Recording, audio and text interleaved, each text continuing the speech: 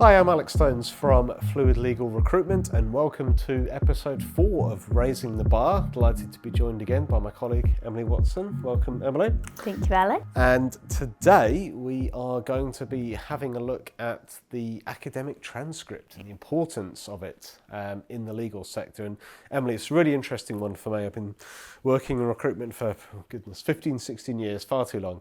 And that makes you sound old, Alex. Yes. Careful there.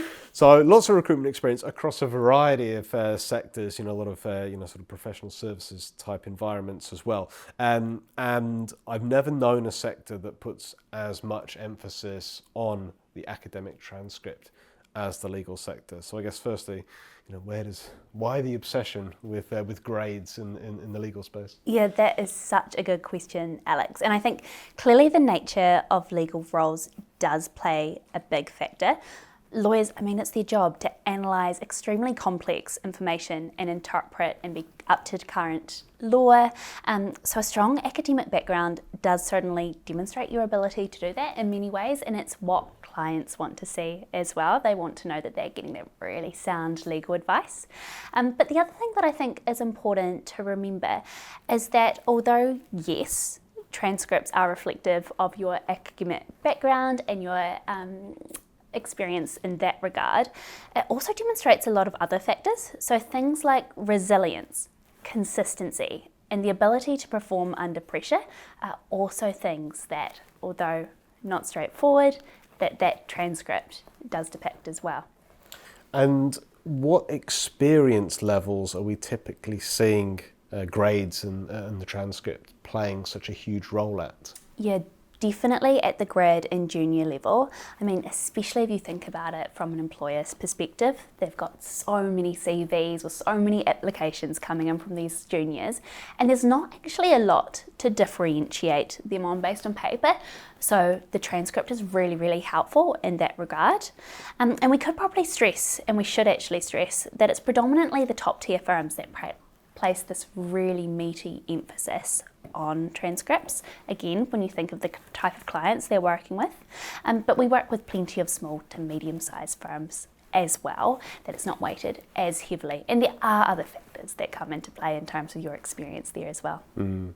But interestingly, it's not just the grad or the junior roles where the transcripts are asked for by our clients. I've had instances of working on associate or senior associate level positions where the firms have wanted to know what the candidate's grades are, which is quite interesting.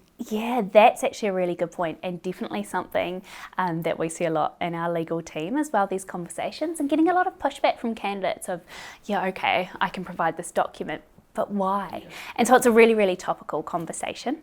And I think it goes to show that, yes, although once you have your work experience on your CV, the type of client or clients that you've worked for historically, what firms you've worked for, any sort of big projects that you've been involved in, or any of those highlights or achievements that you see throughout your career that obviously grads and juniors don't have access to, then that becomes more prevalent. So that's where we see the emphasis being. But again, having that transcript there is still really, really helpful. So it's just a weighting game, and how that's weighted will differentiate between the role, client, and years of experience.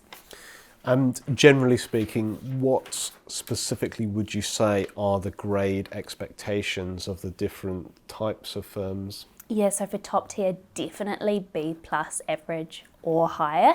Again, mid-tier, they're ideally looking for that same B+ average or higher, but there's a wee bit more flexibility there. The other thing that we find really interesting is that it does also depend on the particular partner in terms of what they're looking for from their specific team. So there might be one partner that has seen real success with people that come from a slightly different background. Or it also depends on practice areas. So for example, litigation is actually where we see grades being most important. Obviously that ability to think quickly on your feet is depicted in those transcripts too. And are there any courses in particular that partners are going to be keeping an eye out for with specific grades? Yeah, another good question, Alex. So law of torts and law of contracts are the two that we see being most important across the board, so worth paying attention to those ones. Also, of course, if it's role dependent. So if you're applying for a commercial law role, those papers are going to be really important. Well, on the flip side, if you're applying for a family law role, that's going to be very, very important. So it's really important to think about what role you're looking for and where to pay attention to. And what advice would you give to a candidate who is concerned about their transcript, or perhaps does have a couple of grades that aren't the best? So working with a recruiter is really important.